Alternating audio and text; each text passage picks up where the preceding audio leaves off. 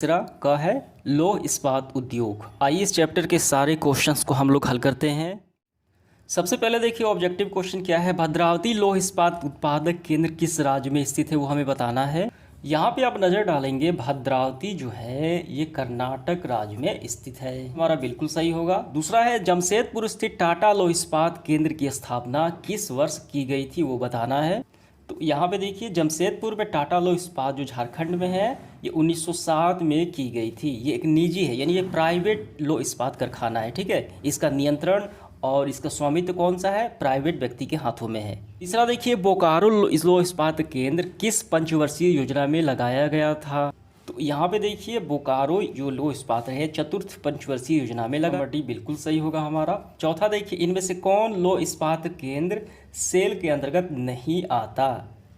तो यहाँ पे जब नज़र डालेंगे तो ऑप्शन में क्या है, दुर्गापुर, बोकारो, भिलाई दिया गया है, ठीक है। लेकिन देखिए क्या है, लेकिन इनमें से वर्षपुर नहीं है, इसका मतलब ऑप्शन नंबर डी हमारा बिल्कुल सही, ये सेल के अंतर्गत नहीं आता है। पांचवा है सेलम लौह इस्पात केंद्र किस राज्य में अवस्थित है। तो यहाँ पे देखिए सेलम यानी सेल जो है ये तमिलनाडु राज्य में स्थित है, साउथ में, ये हमारा बिल्कुल सही होगा। इसके बाद देखिए मिलान करना है, दुर्गापुर, ठीक है। तो दुर्गापुर लौह इस्पात कहाँ है।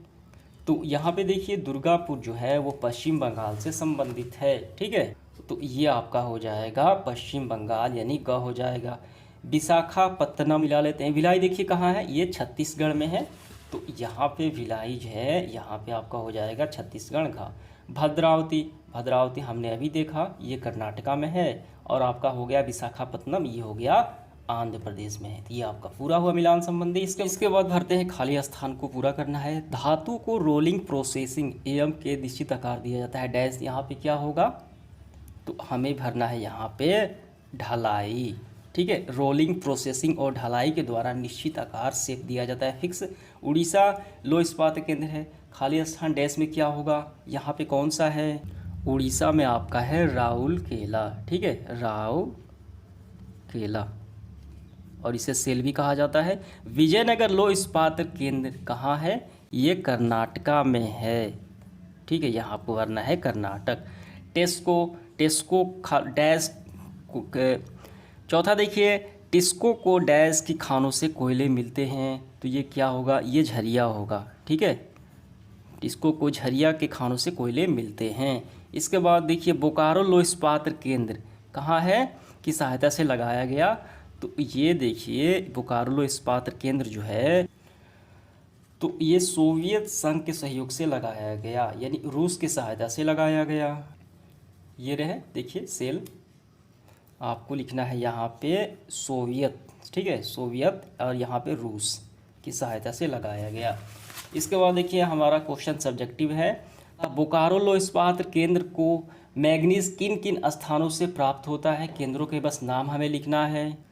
तो यहाँ पे देखिए नज़र डालिए बोकारो स्टील लिमिटेड, ठीक है, लौह इस्पात जो केंद्र है इसका मैग्नीज जो है आपको यहाँ से करना है, मैग्नीज बादाम के पहाड़, गुरु महिसानी एवं सुलायपत से प्राप्त होता है, बस हो गया इसका आंसर। दूसरा सवाल देखिए टिस्को को जल की सुविधा कहाँ से मिलती है वो बताना है हमें। तो यहाँ पे नज़र डालेंगे तो जल की सुविधा जो है स्वर्ण रेखा नदी से मिलता है, ठीक है, आपको लिखना है स्वर्ण रेखा नदी से मिलता है टिस्को को। तीसरा सवाल देखिए टिस्को में कामगार के रूप में कौन लोग शामिल हैं।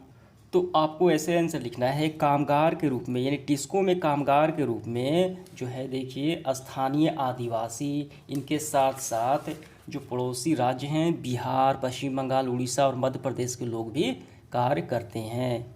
इसके बाद देखिए चौथा सवाल क्या है, बोकारो लौह इस्पात केंद्र अब कब, चौथा सवाल देखिए बोकारो लौह इस्पात केंद्र जो है कब और किसके सहयोग से स्थापित किया गया।